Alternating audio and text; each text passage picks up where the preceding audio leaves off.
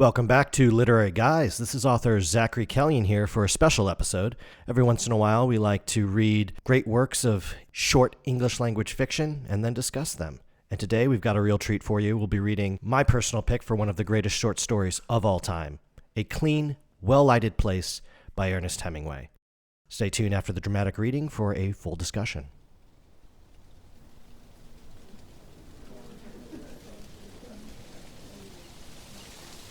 It was very late, and everyone had left the cafe except an old man who sat in the shadow the leaves of the tree made against the electric light.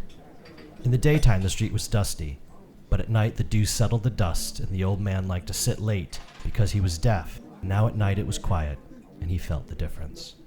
The two waiters inside the cafe knew that the old man was a little drunk, and while he was a good client, they knew that if he became too drunk, he would leave without paying, so they kept a watch on him. Last week he tried to commit suicide, one waiter said. Why? He was in despair.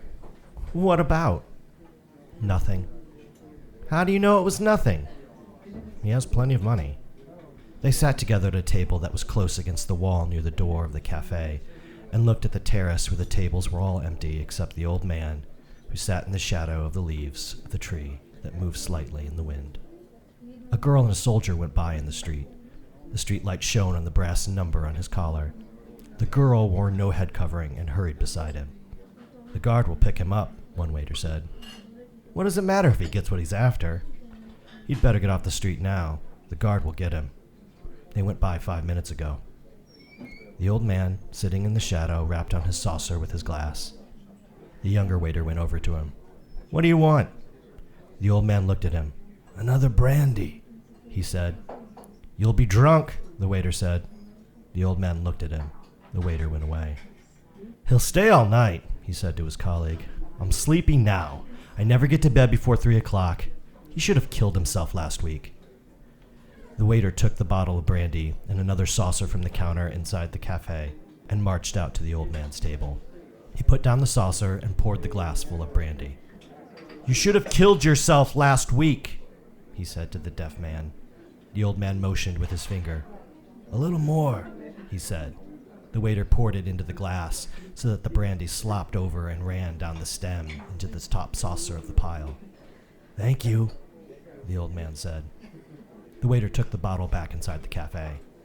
He sat down at the table with his colleague again. He's drunk now, he said. He's drunk every night. Why did he want to kill himself for? How should I know? How did he do it? He hung himself with a rope. Who cut him down? His niece. Why did they do it? Fear for her soul? How much money he got?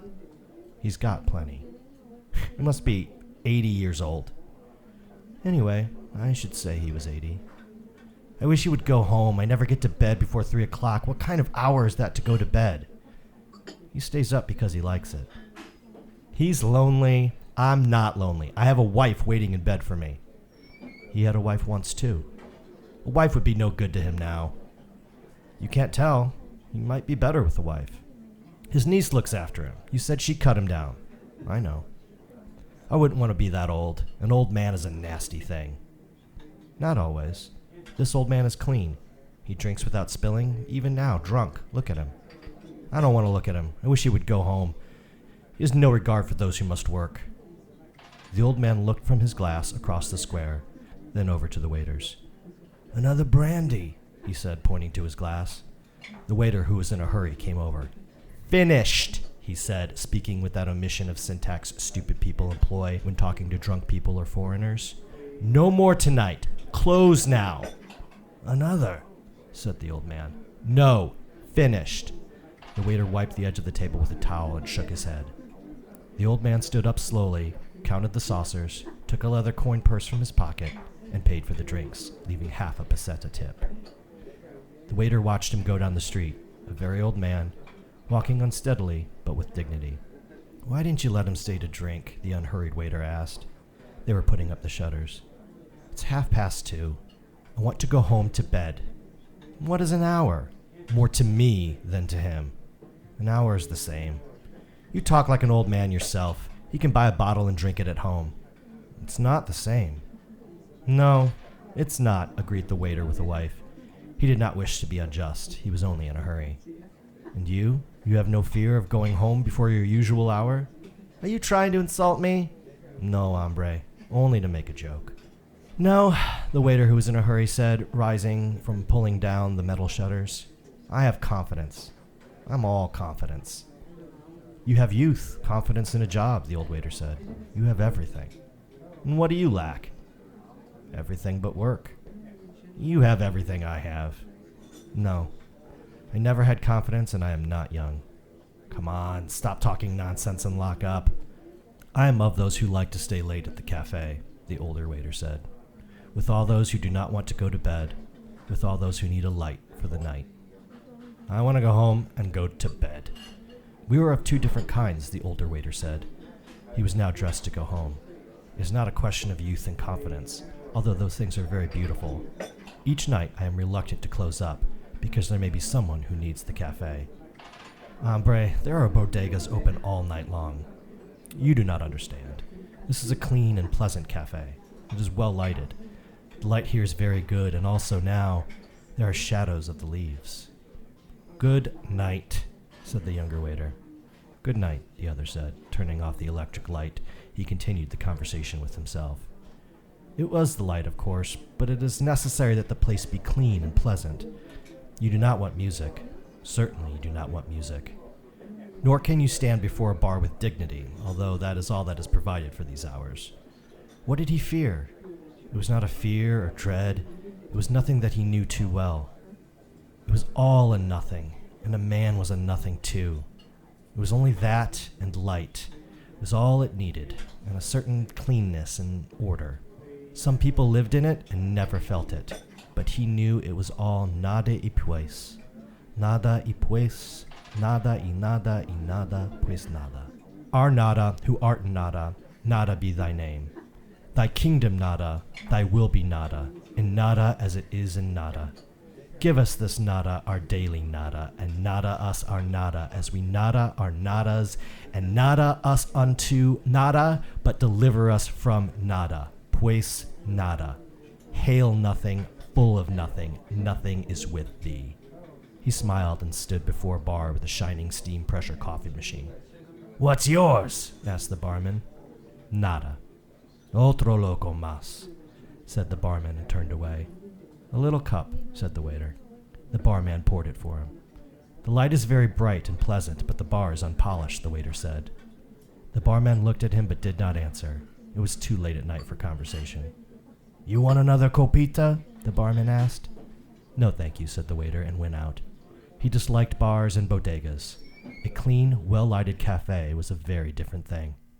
Now, without thinking further, he would go home to his room. He would lie in bed, and finally, with daylight, he would go to sleep. After all, he said to himself, it's probably only insomnia. Many must have it.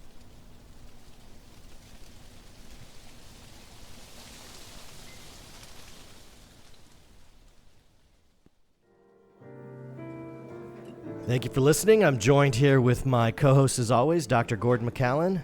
Gordy, what did you think of A Clean, Well-Lighted Place by Ernest Hemingway? I think it was wonderful. I'd actually never read or listened to it before, so listening to you here is actually my first time experience. Oh, wow, okay.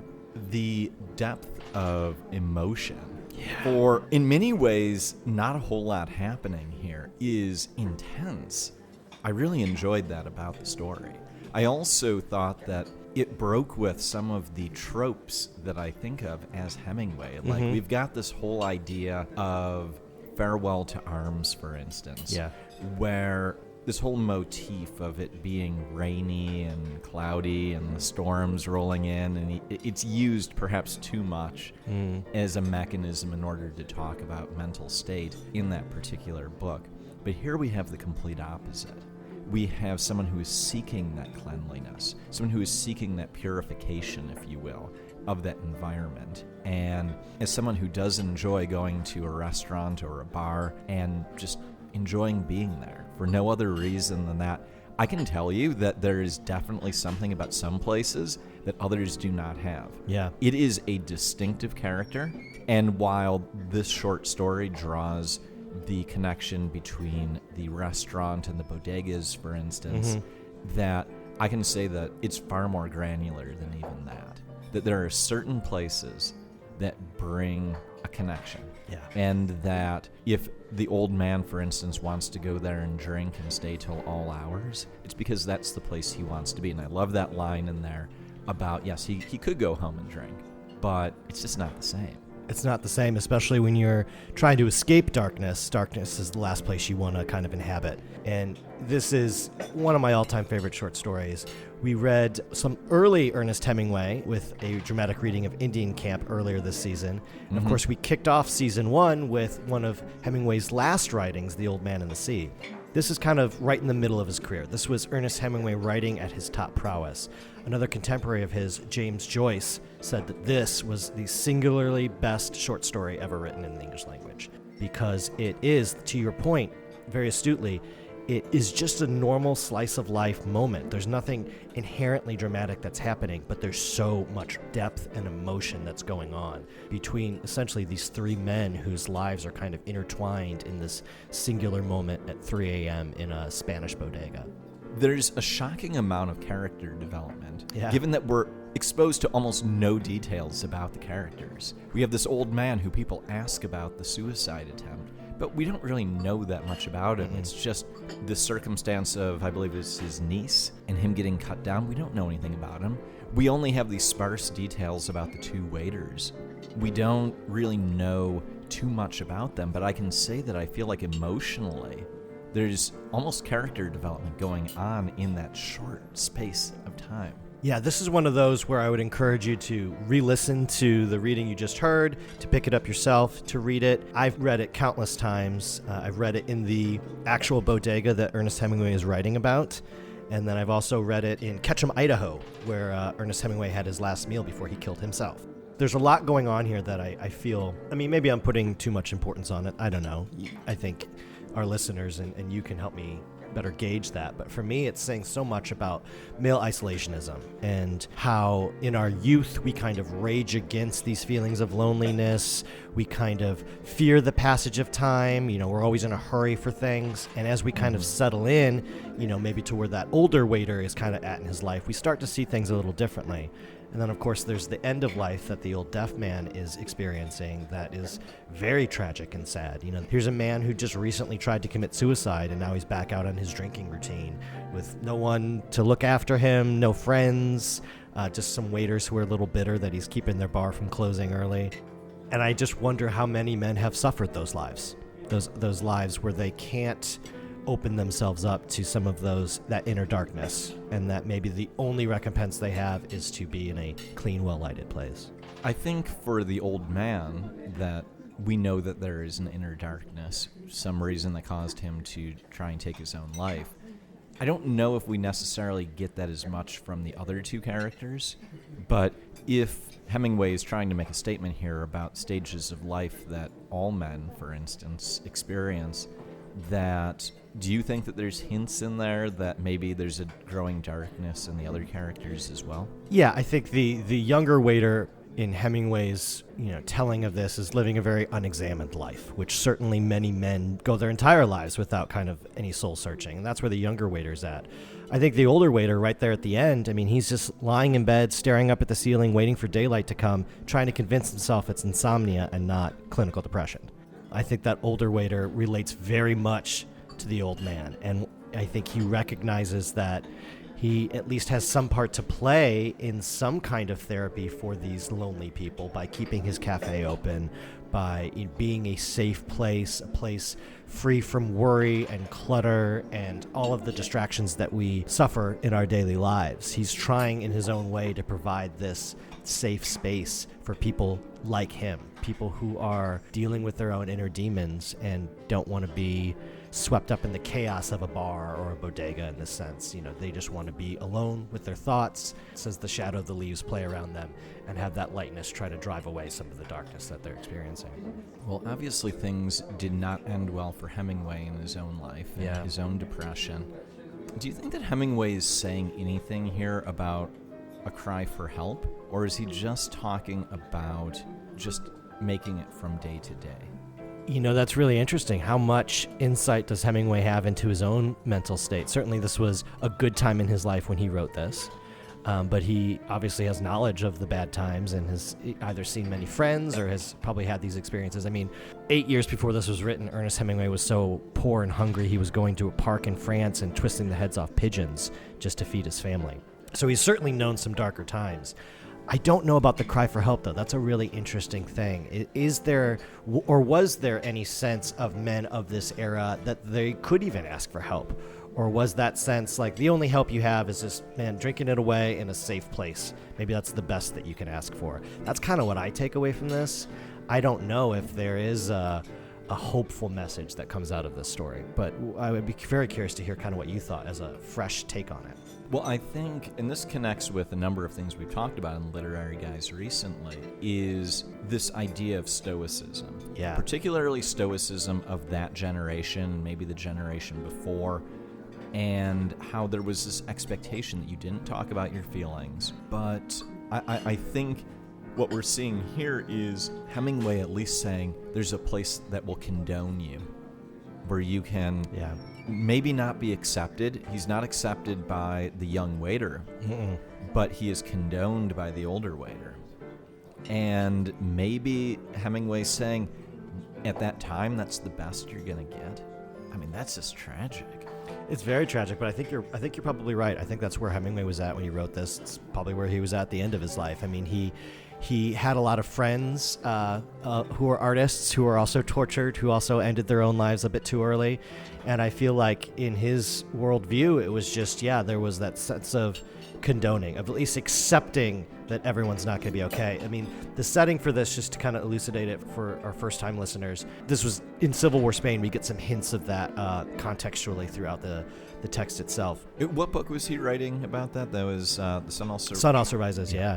So it's set in that same time period. Obviously, a lot of great strife. So who knows what all three of these characters are dealing with in terms of their country being overturned and people being drug out of their houses in the middle of the night, and certainly so it was a scary foreboding time. But one of the things that I'm so grateful of, even in 2021, which hasn't been the best year, we've certainly seen some dark moments this year and in previous years. Gosh, I'm so thankful that you and I can sit in a very dark bar like we are right now and actually talk about our feelings and actually have some open conversations. And if we are suffering a little bit, we can let the other person know we're suffering, and we can talk through it, and there's no judgment, and it's not just, hey, suffer in quiet and I'll respect your autonomy to do that. It goes so much farther, and I'm really glad about the growth that men have taken in the 100 or so years since this was last written.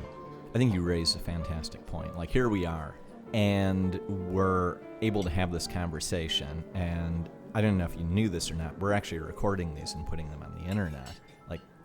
And we're able to sit here and talk about, some of the things in life that are not good, things where we personally have struggled. And it's not a mark of shame at all. It's actually about personal growth. And I feel like myself that if it wasn't for those kind of conversations, that I would not have been able to self-actualize to the degree that I have. And I think about that, like, if I was haunted by all of these things that these characters in the story have, or Hemingway, like, would I have been able to self-actualize with my life? And I'm like, probably not.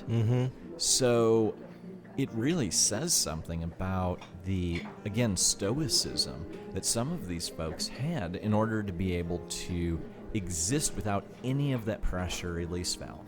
Exactly. And it's easy to feel like things have never been worse, but if you're feeling that way now and you're listening to this, just remind yourselves that, hey, at least it's okay for men to show emotion now.